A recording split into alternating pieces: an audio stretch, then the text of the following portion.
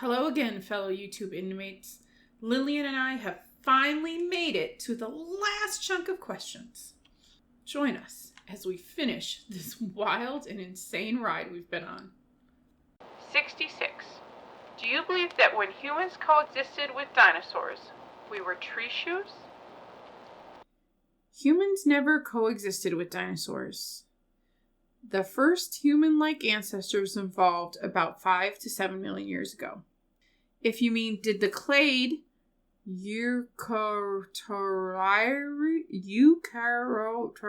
I give up, which includes a common ancestor to both primates and tree shoes exist at the time period, then yes, one did.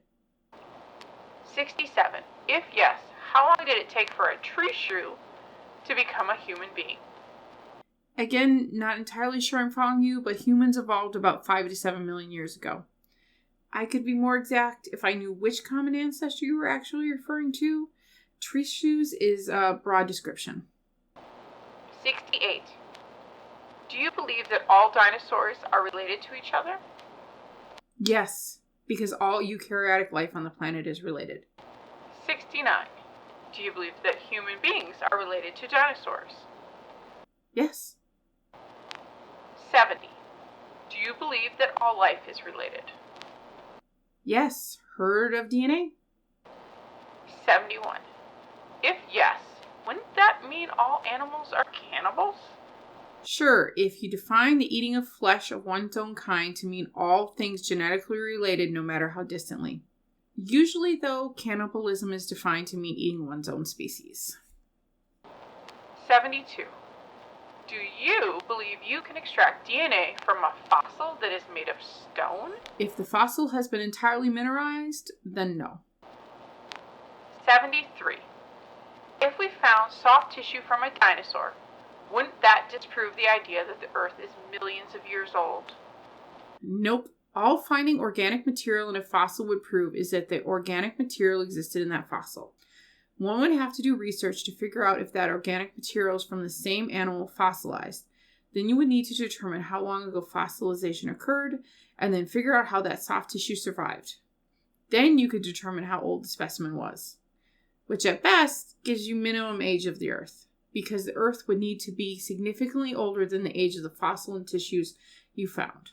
74. Are you aware of the period of great discovery known as Bone Wars? Vaguely? 75.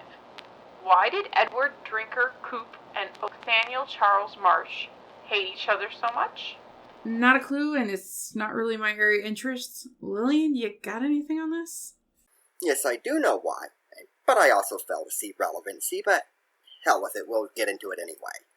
Cope and Marsh started out as what you could say, friendly rivals, until they headed out west, and Marsh started becoming fearful that Cope would find a whole lot more than he would, get more famous, all that good jazz.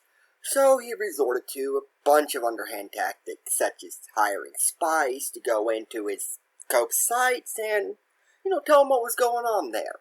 Much later on down the road, Marsh tried to claim that Cope used government funds to do his digs, which would make all of his finds, those fossils, all belong to the government. He did this after Marsh himself had become head of the paleontology people thingies. I don't know what it's actually called. Well, then Cope turned around and, showed, hey, no, I paid out of pocket for this, here's all the money for it, so all these are mine.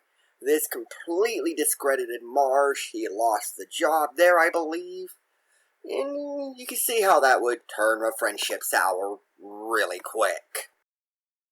76. Are you aware that a majority of bones discovered during the Bone Wars have turned out to be fake? Evidence required for this claim. Do I think in the 1800s to the early 1900s that forgeries were common because we were still in the infancy of studying paleontology? Hell yes. And people are gonna people. They're gonna take advantage of an opening. Does that mean that the actual finds were uncommon and not valid? Nope. 77. Should we accept the discovery of fossils from men that openly engaged in lies, bribery, theft, and possibly even murder? If we can prove that the fossils are real, yes. 78. Should we accept any finds of scientists if they were discovered through unethical means? If findings are valid, the findings are valid. Does this mean that the scientists should go unpunished for their unethical research? No. They should be punished, and if needed, steps taken to prevent future unethical behavior from that scientist and others. Also to correct any damage that the research may have done. 79. Do you endorse the experiments done on the Jewish people by Nazi scientists? No. Nazi scientists performed poorly designed, highly immoral, unethical research. 80. Do you believe dinosaurs were on the Ark? Since the Ark is a myth, nope. 81. Do you believe dinosaurs ate plants in the Garden of Eden? Since the Garden of Eden is a myth, no. 82. Do you believe Leviathan, as described in the Bible, is referencing a plesiosaurus? No. 83. Do you believe Behemoth, as described in the Bible, is referencing a brontosaurus? No. 84. If dinosaurs existed, why were they never explicitly referenced in any culture before the 1800s? They were. We just didn't give them the name dinosaur. There's references to fossils in general from the time of the Greeks on. Xenophanes, Herodotus, and Eratosthene and Strabo all describe fossils of marine organisms. As for dinosaurs in particular, I think I'll just let Lillian answer you. Easy. Richard Owens didn't coin the term until 1842. Before then, there were some big and small finds. You go far back as like ancient Greece. You know they had a mammoth skull? Woolly mammoth skull, completely fossilized. That they thought was the skull of a cyclops that Zeus had killed. Or the Chinese way back when found a skull of a dinosaur. They equated to a dragon. And there was another fossil in Greece, I can't remember offhand what it was from, but they equated it to the leg of a demigod, I think Hercules. It's been a while since I read the paper. Yes, dinosaur fossils have been found before the term dinosaur was created. But it doesn't mean they weren't found. They're just called different things to the understanding of the time. Thank you, Snail, for having me. I've had a lot of fun and learned quite a bit. But I think you got it from here, so I think I'm going to sign off. Enjoy the rest of this torture. Have a good one. I want to thank you, Lillian, for all your help with these videos. Just another reminder that Lillian is getting her own channel launched and can be found both on YouTube and Twitter. Go check her out. 85. If we could bring back dinosaurs, should we? Which dinos and for what purpose? 86. Should we attempt to bring woolly mammoths back from extinction? There really isn't a habitable zone for them to live in anymore, so I suspect at most you could bring them back to be zoological specimens. You'd have to talk to an ethicist about the morality of that. I'm pretty indifferent. 87. Should we attempt to bring dodo birds back from extinction? Given that we caused this extinction, if we could bring them back, it would be nice, in theory. In practice, I don't know that it's ecologically viable. 88. Should we attempt to bring Tasmanian tigers back from extinction? Again, given that we caused this extinction, if we could bring them back, it would be nice in theory. Again, ecological viability is a concern.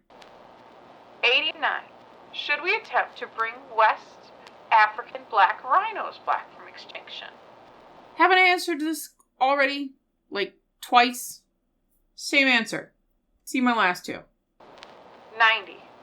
Should we try to prevent an endangered species from going extinct if they're going extinct naturally?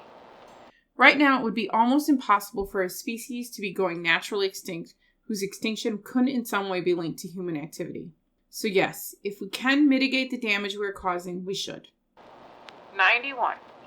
Should we try to prevent an endangered species from going extinct if they're going extinct because of human activity? Absolutely. 92.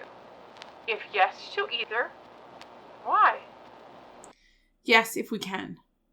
And if we can do it right, we won't work to save just those species, but the environments they're in as well. Saving our world's environments may be one of the only ways to protect humanity from the damage we have caused our only home. We can't destroy the world, but we certainly can make it a lot harder for us as a species to survive and thrive in it. 93. Do you believe in the survival of the fittest? Yes, the fittest species survives and thrives in its niche. Bacteria, flowers, shrews, crabs, snails, dolphin, fish, etc., etc. Every single living animal and species alive right now is the fittest. 94. Do you believe in social Darwinism? No. 95. Do you believe the Loch Ness Monster could be a dinosaur? No, because the Loch Ness Monster doesn't exist.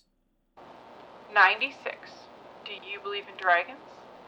Komodo dragons, yes. 97. Do you believe in hydras? Are you talking about Hydra, the small freshwater organism? Yes, those exist. Or did you actually mean the Hydra from the Greek myth? In that case, it's another myth. Pretty cool one, too. 98. Do you believe the Kraken is real? No. 99. Do you believe in Bigfoot? Nope. 100. Do you believe in leprechauns? Just the one who brings me my lucky charms. Well, that's finally it. All 100 questions answered. I do have one last thought for you, Erasmus. Erasmus, I worry that your belief in your God seems to be intimately tied to your belief in young Earth creationism, and the idea that dinosaurs, as science describes them, are not real. I ask you to consider the idea that a God can exist and the universe can be as described by scientists. God could have created the universe and be shepherding the universe via evolution, biology, physics, etc., all as an unseen hand. You do not need to give up your belief in God to accept that we fallible human beings do know many, many things about this amazing, fascinating, and beautiful universe and world. Science did not lead me away from God. Many, many scientists firmly believe in God and still understand that science has taught us about the world we live in. Please consider that. And I want to thank you to anyone who was immensely kind enough to watch this long. I truly appreciate you. And again, many, many thanks to Lillian helping me in this undertaking. Now, as always, guys, remember to sing and dance. Life is way too short not to enjoy the music.